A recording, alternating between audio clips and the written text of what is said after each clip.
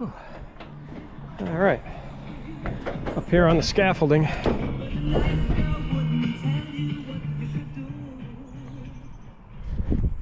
And here's the roof we've been working on. The Slate. Really like Slate. You can make these nice designs with it. And this one's a pretty typical design for around here. You'll see it on a lot of roofs that are still Slate. Luckily this area still has a lot of Slate roofs. I really enjoy looking at them. So I'm glad that there are a lot of Slate roofs around here. See, our house did not have this decorative line on it before. It was just all rectangle or square or just straight cut slate, like my neighbor's house. But I said, well, when we do it, we're gonna put a little design in it, and I like this, and we'll carry that all the way around the house as we go. So the other thing we've been working on is the gutter. Now, these are copper gutters because I only wanted to do it one time, just once. No time to do things twice. So copper is the best thing to use here, and it's appropriate for a Victorian house. Copper gutters, slate roofs, you know, all works out. So I did a little bit of further work on the gutter today, last week and today, but it was really bright and hot sitting in the sun. So luckily my patio umbrella that I use on the tractor happened to fit right over one of the little extensions, like this type of extension there for the scaffolding, or the coupler, whatever they call it. They probably have a special name for it, but it's a little, just the thing so you can stack up another level of scaffolding. And so the gutter, you know, we got a downspout right here, so that's gonna come out and go up against, you know, curve over and go up against the wall. And so I got the inside miter over there, and of course the outside miter over here, but and then it comes out to an end, and just a little round end cup right here. So the next step over here is this valley. I've got copper flashing to go in this valley, and I just gotta get my hands on a sheet metal brake so I can put a little bend in it, or a little fold, and lay that in there, and then we can start putting the slate back. But since I don't have a brake today, I decided we're gonna, since I got to the end of the gutter, decided going to just work on cleaning slate and getting them ready. So my next workstation is down there, and we're gonna start pressure washing the slate. If you look over this way, you can see the pressure washer down there, and gonna pressure wash some slate, and it'll be ready to put up there. Of course, I got to ring all the slate, make sure that we're not going to be wasting time on cracked slate cleaning, and then especially installing. Gosh, you wouldn't want to install cracked slate, because that just means a repair not too far down the road. But I'm excited. I really like slate roofs. I think if it was 25 years ago, I might do slate and copper gutters as a profession. I really like it. It's a decorative thing. You do it, if you do it right, it lasts a really long time. I mean, like 100 years. So, you know, it's one of those things that stands the test of time. Just one of those nice things, you know. Copper gutters, slate, hot rivets, things of that nature. And yeah, so all right, well, let's go ring some slate.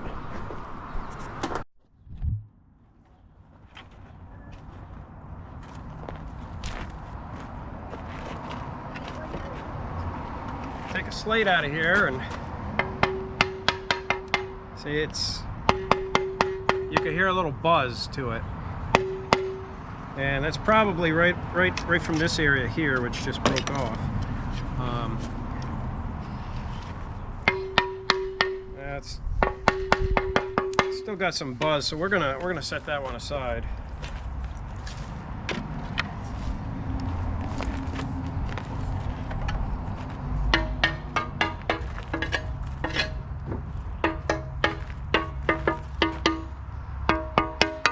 Yeah, that one sounds good and solid. No cracks that are buzzing.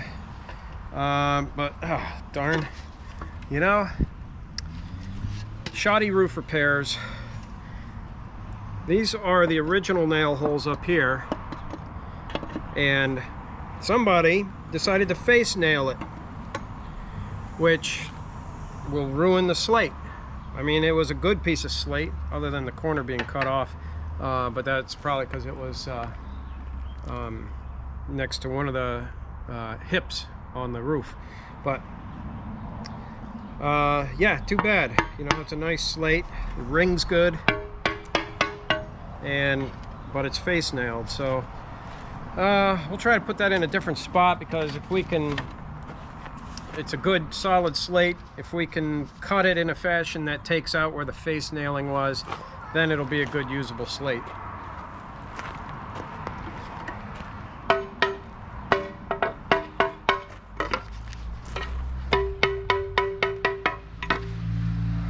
That one's pretty good. It was kind of fooling me at first.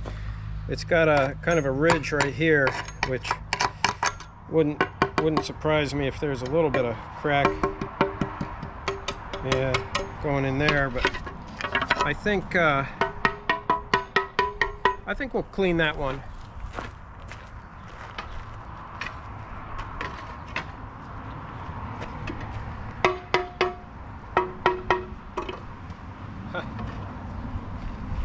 You know, it's got that zip tape on it from where we were taping down the tarp. But luckily it seems to, oh, that peeled off pretty good. Sometimes that stuff is like super difficult to get off of there.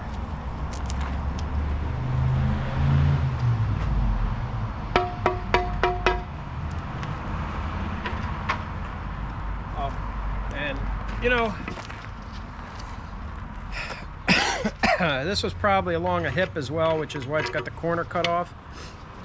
But I don't mind that so much. That corner being cut off isn't going to deter me from putting it on the roof in the middle.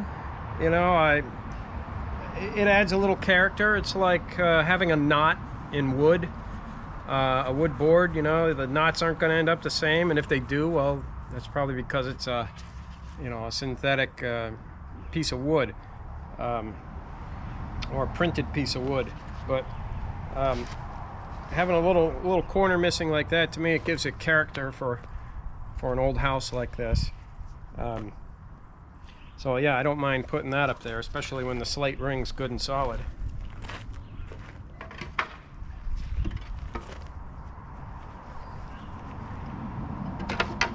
Hammer stuck in my pocket. There's a real slate hammer. I don't know how old it is. It's been repaired before. It's got some brass on it from some brazing where they put it back together, and I've been using this thing for 2 years and it works good. A friend of mine gave it to me, but it's really old. I mean, when's the last time they had a hammer factory in Boston, Massachusetts? You know, it's got to be. It wouldn't surprise me if this hammer's 100 years old or more. It's a real slate hammer. It's got the little nail puller there. It's got the pick side for knocking. Let's see if I can find a scrap slate here. But so yeah, scrap slate like this. You know, I could show you how easy it is to to put a, ooh, this one's hot, really hot. It's sitting in the sun. Whew. All right, I'll deal. But yeah, it's as easy as this, just like that. And so it makes a little hole on this side for the nail to go through. But on this side, you can see it blew it out almost an inch. And the benefit of that is now the head of the nail has a place to recess into, because the next slate's going to lay on top, and you don't want it laying on the head of the nail, because then that creates a pressure point, and that pressure point will eventually cause a crack in the slate above it. So yeah, I've had people ask me, you know, since I've started talking about doing fixing the slate roof here, they're like, oh, how do you put a hole in it? You have to drill it? And I said, no, you just use the pick, and it's that easy. I mean, it's really, I was surprised the first time. I was scared the first time I did it, thinking the whole slate's going to break in half, and it didn't. It makes a nice clean hole. I mean, sometimes, especially if you're on a line or something, or if there's pressure or whatever, you might, you know, or especially if you're up near a corner, you might break the edge off. But most of the time, it's just that easy. So yeah, oh, more zip tape.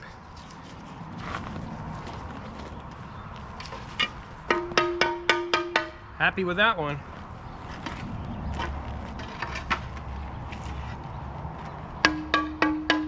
It's short, but it rings good. Now, see this stuff here, this is like some insect nest. I don't know what kind of insect it is, some type of beetle or something, but we found a lot of that underneath the slate. And to tell you the truth, I think it's not a detriment to the slate, because just like the felt paper that goes underneath when you put the slate down on the roof, that acts as a cushion. I think that beetle nest or that bug nest, whatever it's made out of, it's kind of squishy. It's almost like wadded up spider web, but it would go. So yeah, it probably helped to keep the slate, you know, give it a little cushion. And you know, I don't know if it's a real benefit, but I don't think it was a detriment either. And yeah, rings good.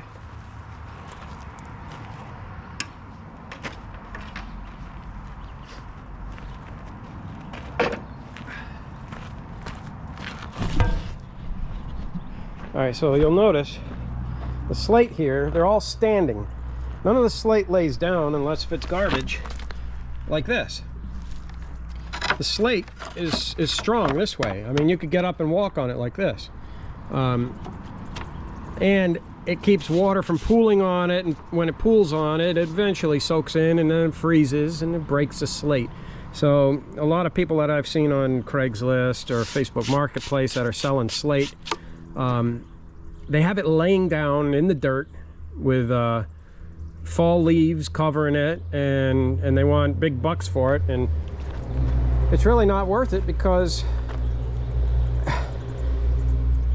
it's got to be a low percentage of actual good slates that are going to ring good and not have a problem because they weren't stored properly. And it only takes one season of not being stored properly to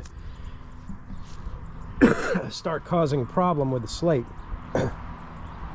But standing up like this is the proper way to store it, and as much as you can. I mean, yeah, it's a stone and it shouldn't be a problem for it to get wet, but it shouldn't be soaked in dampness either.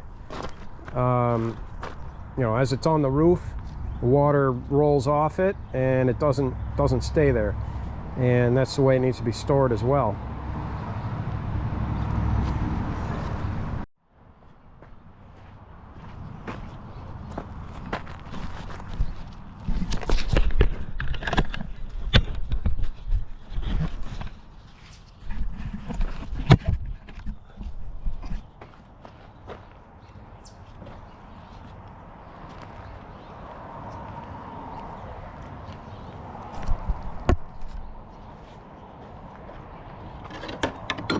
So back to Slate here. So you can see all the well, get in the sun here, but it's got all this moss and lichens on it, and that's because there was a tree that was growing up and over the roof, and every fall that tree would lose leaves and deposit mulch or nutrients or whatever onto the slate for things like this to grow. And you know, so that's bad, having a tree growing over the house. I mean, this doesn't ring, but I don't know if it's because of the amount of moss that's on it, if that's like forming root inside of it. But I don't think I want to use this slate. Maybe, well, you know what?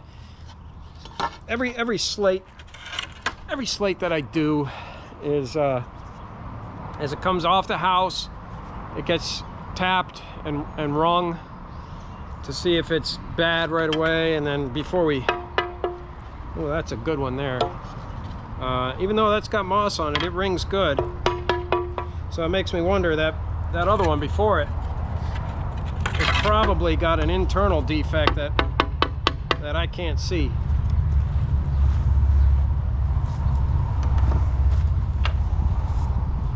Anyway, all these slate, they get rung when they're taken off, they get rung before they're cleaned, they get rung after they're clean, and they get rung before they get installed.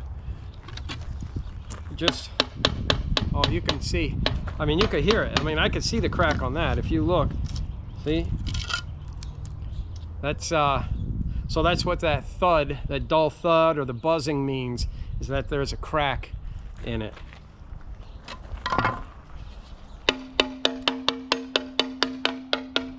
It seems to ring good now. I mean, we do have a place for short slate, but so we'll clean that up.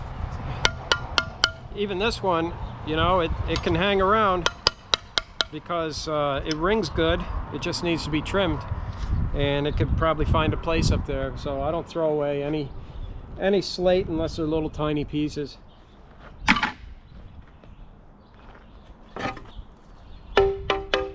Another thing is, like, the one I just took off was really thin. This one's thicker, you know. So these range anywhere from, I don't know, maybe, I wouldn't say an eighth, but maybe 3/16 is about the thinnest, and then the heavier ones are, you know, quarter and even probably 5/16. I don't think we have anything as thick as 3/8 up there. That would be really thick, and we don't have anything that heavy. But the way I like to do it is put the heavy ones down at the bottom. The heavy, most solid sounding pieces, I like to keep them at the bottom of the roof. A couple reasons. If they're heavier, then they're probably going to be stronger and less likely to have some type of failure. If there's a failure on a slate that's way up high, it's easy to get to. If it's down low, unless you go there with a slate ripper and pull the nails out, then you got to hang it with a slate hook. And I want to minimize the amount of slate hooks. So now a slate hook is definitely better, way better than face nailing. Face nailing is just absolutely the wrong thing to do. And there was a lot of face nails on this roof. You know, but people just want to fix a leak quick, we'll put some slate back up quick, and who cares, it'll be good for now. But I'm looking for the long term. I want this to last. I don't want to do this again. You know, I don't want to, I'm making time to do it once, and it's going to take several years for me to go all the way around this roof because I don't get to do it full time, and I don't have a crew. I'm mostly by myself. My wife helps, and helps me whenever I need it. I'm real lucky that she's there to help. You know, she goes up there along with me and full support. You know, I'm installing slate, and she's measuring slate and ringing slate and trimming slate with the slate guillotine, and she does a great job at it. And I can convince her now and again to get in the crane and move it a little bit. And she also, the bucket truck, we use that in doing the slate installation, and she takes control of that while I'm working on the roof, because the bucket truck bleeds a little bit. So, you know, so she takes the control and compensates for the bleeding to keep it in one position. So it's great to have somebody that helps like that. So another thing I want to show you is how to. So I talked about how to properly store slate. Well, in an organized fashion here, you want to put the slate in all the same direction. If you'll notice, on the slate, it's got a pretty flat side, and then it's got a side that's got like kind of a rock face edge, and so it's tapered at the edge. And if you were to stand this up perfectly vertical, it's always going to fall in one direction because of that taper at the edge. And so that's how you stand them up. You stand them up and they all face the same direction, and it takes up the least amount of space that way, because you can stand them up almost perfectly straight up against an edge of the wood, and that's really how they're supposed to be organized. So I don't know, I learned quite a bit about slate. I talk to people. I'm lucky I live in an area that it's not too far for me to go up to Poultney, Vermont, and buy more slate. If I lived far away, it would be tough, you know. Then of course you consider doing a different type of roof, asphalt or metal or something. But you know, for me, this house, a Victorian house, it's you know, their slate is appropriate, and it is a long-lasting material, especially when you don't have a tree growing over the roof. Because that tree, not only did it cause all that moss to grow and cause slate to start breaking, but it also loaded up the valleys with debris, you know, wet leaves that didn't dry out. And the valleys, they weren't copper valleys, they were like a tin valley, and they rusted, you know, they just rusted, corroded, whatever, you know, whatever. Either way, it's if it stayed dry, I mean, it rains here, of course, so it won't always stay dry, but if we're able to shed the water instead of having the water soaked into a sponge, and it wouldn't surprise me if, you know, there's some acids and such that come out of the leaves as they deteriorate, and so that further promotes the corrosion of the flashing. And so, yeah, we're not going to have any trees growing over the house like they were before. Those all got cut down a few years ago.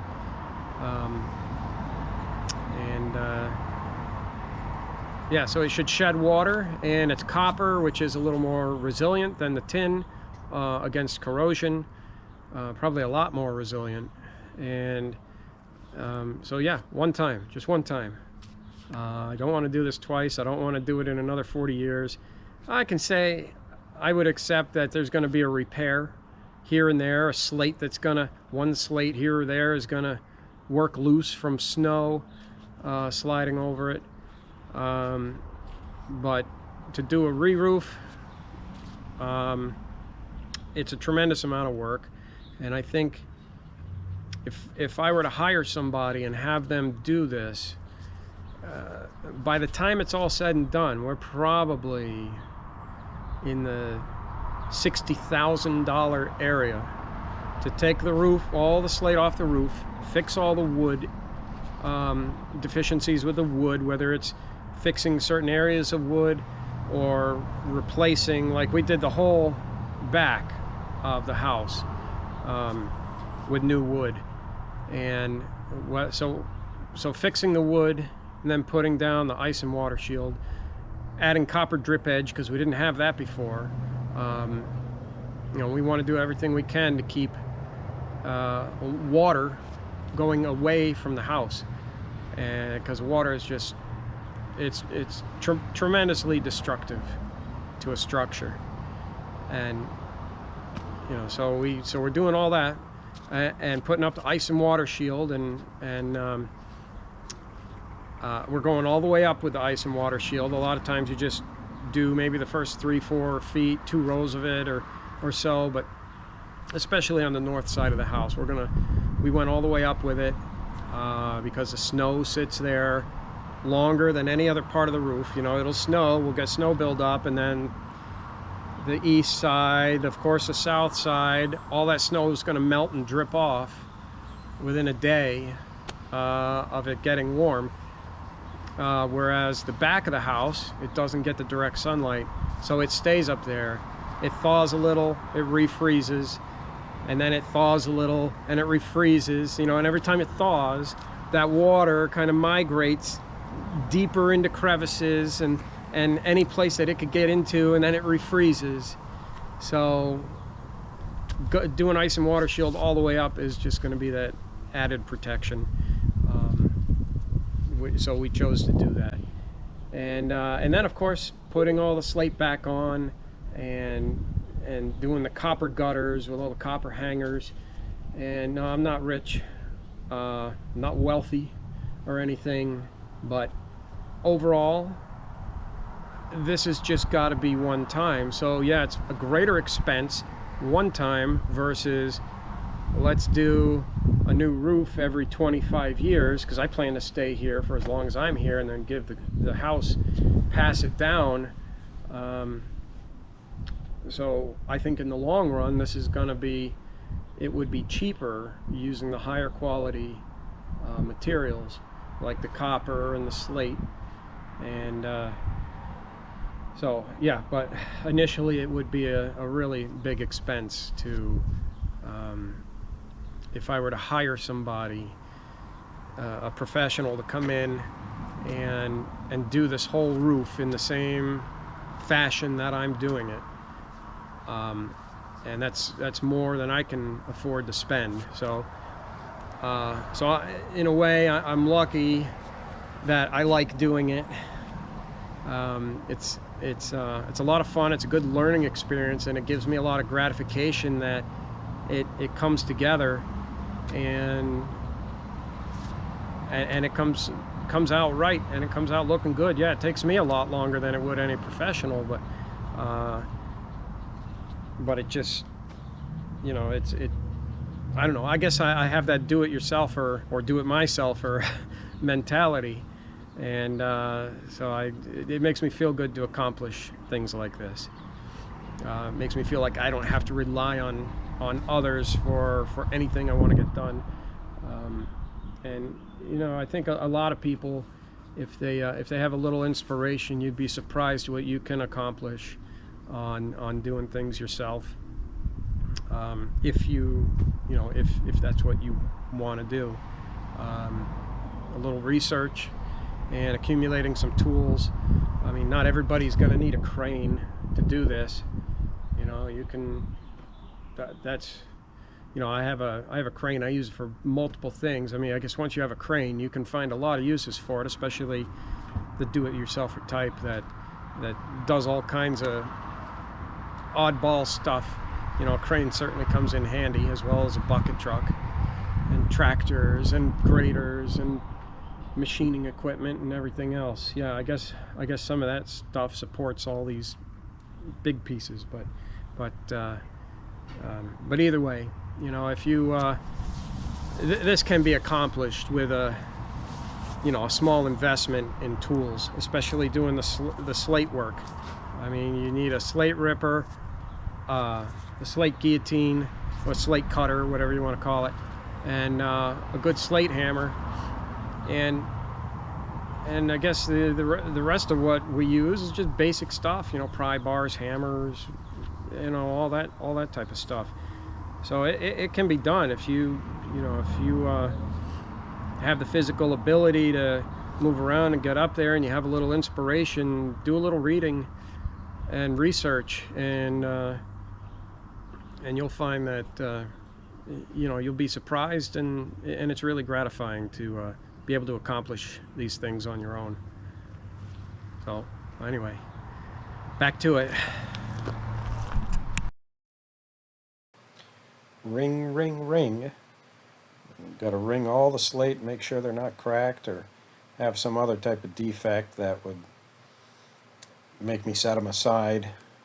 But even a lot of the ones we set aside, we end up using because we need to cut a smaller piece, and there's one that would work pretty good for that I can reclaim out of the pile of defective ones.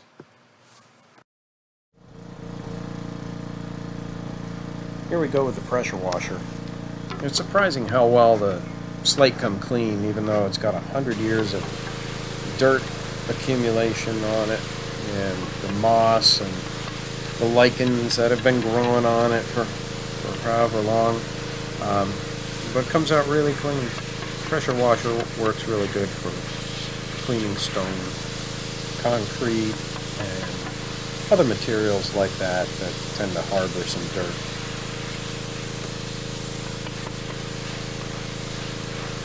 We went through about a tank of gas with the pressure washer.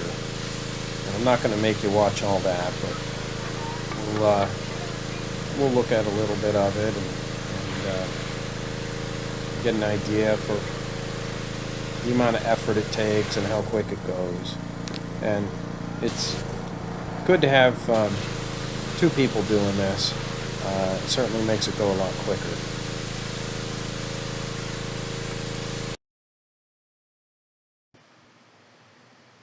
Boy, it was a hot day that day. I think it was over 90 degrees, and getting a little mist from the pressure washer certainly cooled things off quick.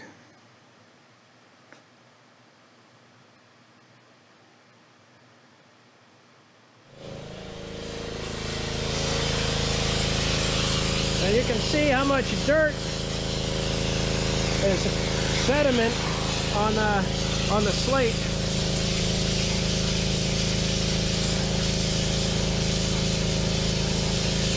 And then there's RTV from some spot repairs, probably that I did.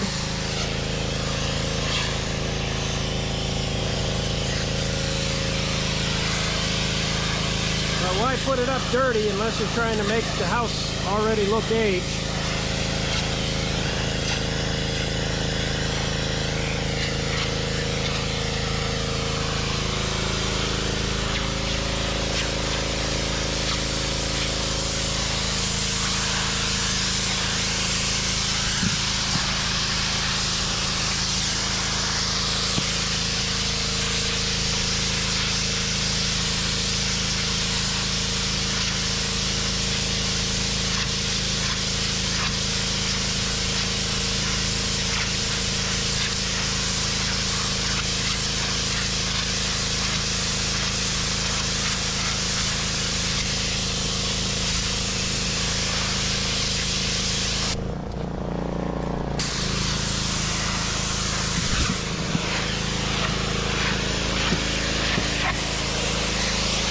Side is never as dirty as the front, or I should say the bottom isn't as dirty as the top.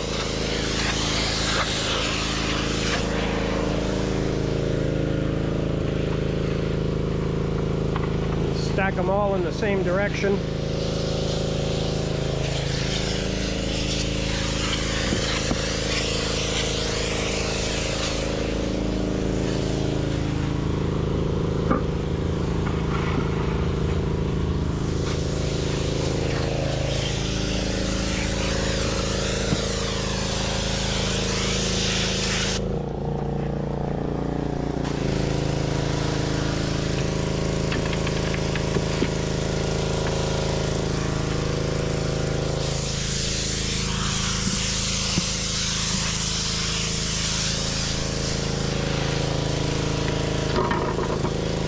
In the same orientation.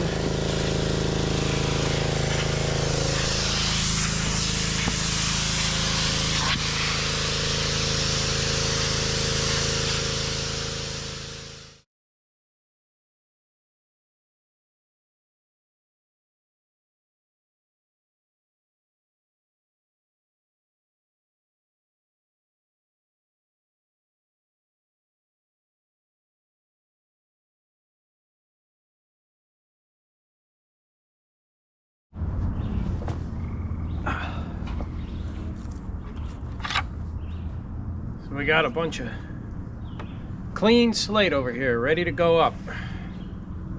There's 91 in that row. And that's gonna get us pretty far, but it's not gonna do everything because there were a lot of bad slate in that area. Because that's where the tree was hanging over. It was on the north side. Just susceptible to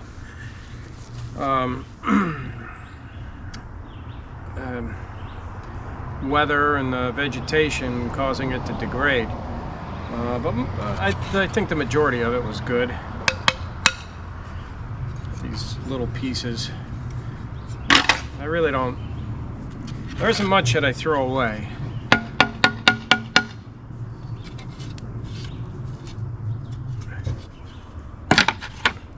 But all these kind of random broken pieces, like this one didn't ring good because it broke right in half. I just touched it like this and there it went. But it might come in useful for somewhere, you know. I mean, well, this is not gonna be much, but you never know when you need that little corner piece. That one's really dirty.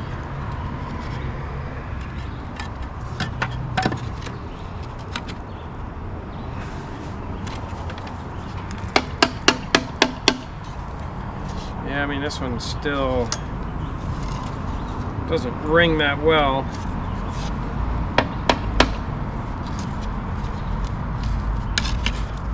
But it doesn't. Seems to hold, I don't know. Well, we'll set it here. Maybe someday. Ooh, that's a good solid piece there.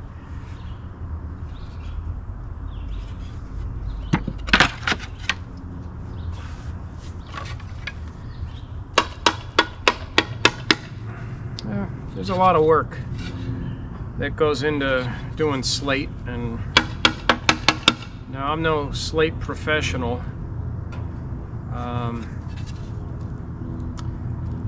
But luckily, you know, guys who have posted videos and written books, and you know, they participate in the forums. You know, there are some slate forums on Facebook,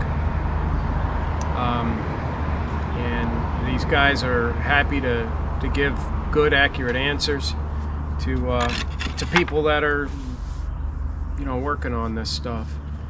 So I'm grateful for that they share their experiences.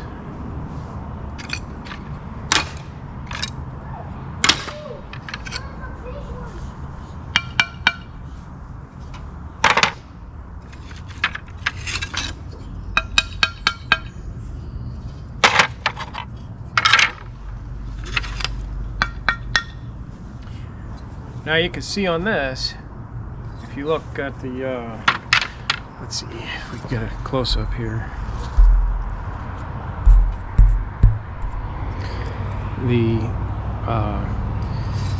So they punched a bunch of holes through the back of it here, and then they were able to just break it like that along not a really straight line, but you know, it probably went underneath some of the ridge roll or on the hip or something, being it's a corner piece like this. But that's one way of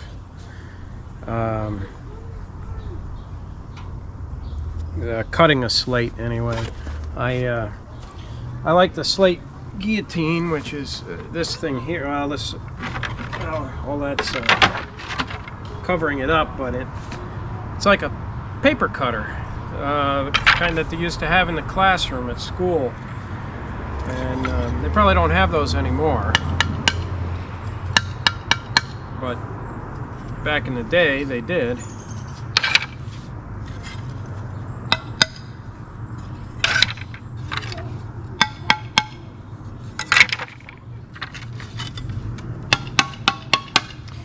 So even if some of these small pieces don't make it up on the main part of the roof, we got a little bay window over there that I might as well put slate on that.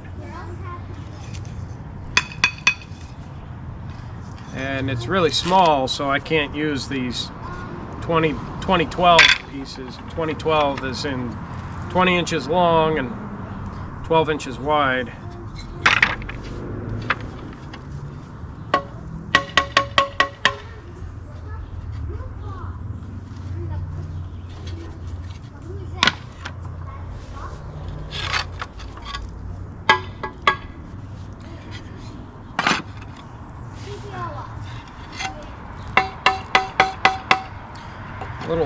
Little buzzer in that one. You can see where it's kind of flaky, and well, I don't know where it's buzzing, but we could probably cut something out of this and put that up on the, you know, for a corner piece or so.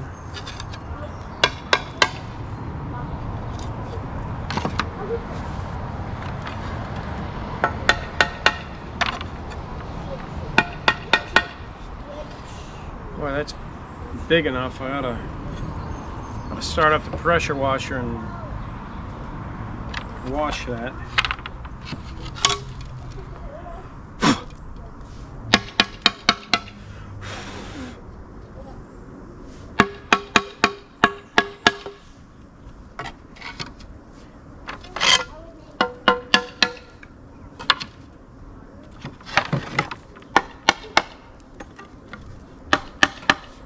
Yeah, that one's got a crack in it somewhere. Probably it's probably separated right under here, and it goes along, making this, on the other side of this, 2 layers here, and they buzz, or they buzz against each other. Oh, no, there we go. There's part of it. Let's see if it rings now. No, it still doesn't ring. It's probably it's just separating. You know, this has a grain in it, and you know, you can have like 2 layers stuck together. Sometimes we can find the part that's like the perpetrator and take off a little section, and then it rings okay, but this one's not.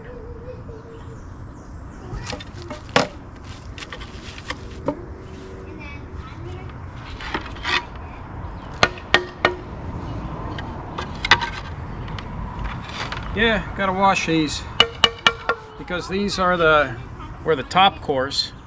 They're short. They were the top course on that section of roof. Plus, also we need like I guess a slate that's about 10 inches tall. You know, a 10-12. To go across the bottom as a starter course, because you got to have something to lift up that first row.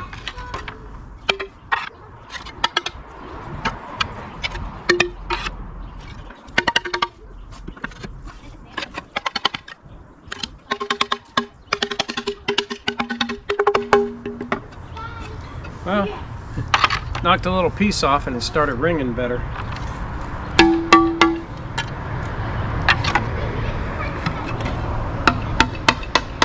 That doesn't sound too good. That's probably separating right in the middle.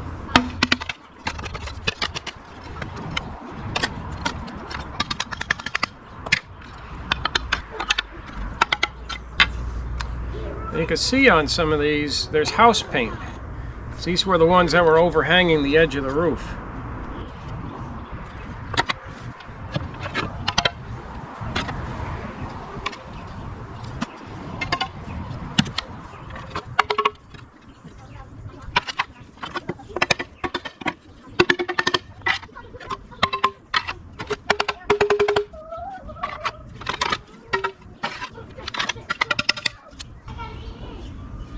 Yep, that one didn't ring good, and it didn't take much to take it apart.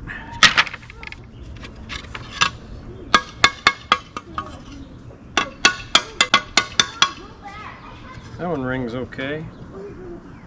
These half wide slates, you know, so you'll have a, on the side of the roof, you'll have a slate, you know, since the slates overlap half of the other one, you need a half slate that runs along the edge of the dormer.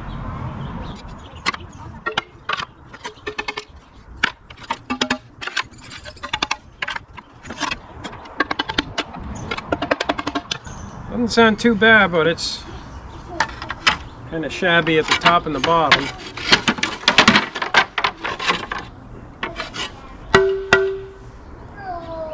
That ring's nice, but what are we gonna make out of this? You know? I don't know. I'll set it aside.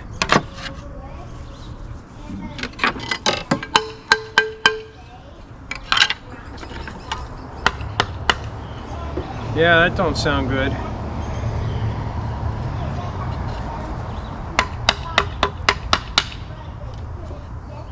It's got to be split inside.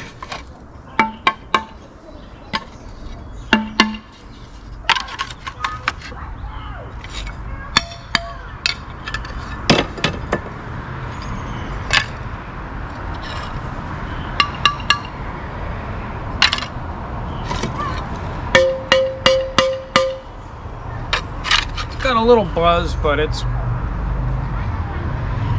sounds pretty solid. So that one will be for trimming.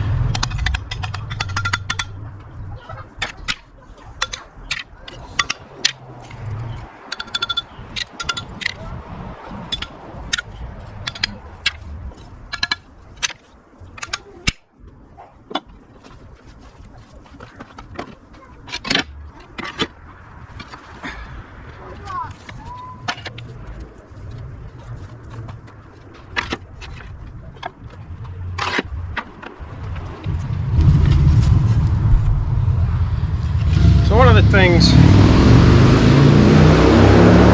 after the motorcycle goes by, so one of the things I like about or that's interesting about the Slate anyway, is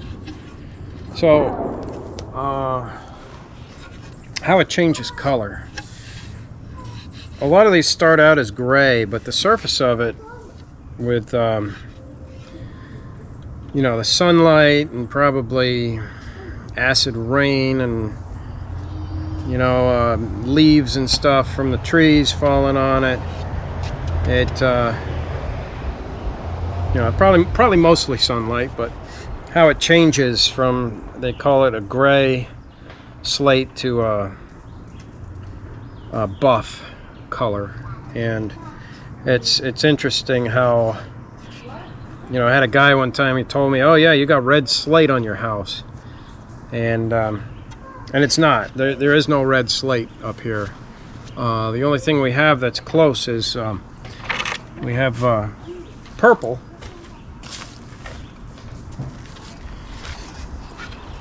And you can see the difference here. But you can see the difference between the buff and the purple. And so I really like the purple, because the purple has these blotches of like sea green in it, which is just really neat. Really neat. Every slate is different. There's no two slates alike. I mean, maybe when they're manufactured they look alike, but especially when they have little character and different striations and knots and lines and all that, they're all different, and I think that's one of the attractions to a slate roof, is everyone is unique, because every slate is unique. And so so I got the purple, And that's what we do the clipped corners with. We'll do a row of clipped corner with purple, and then a clipped corner with gray, and then another clipped corner of purple, and then another clipped corner of gray. And it gives it a nice accent to it.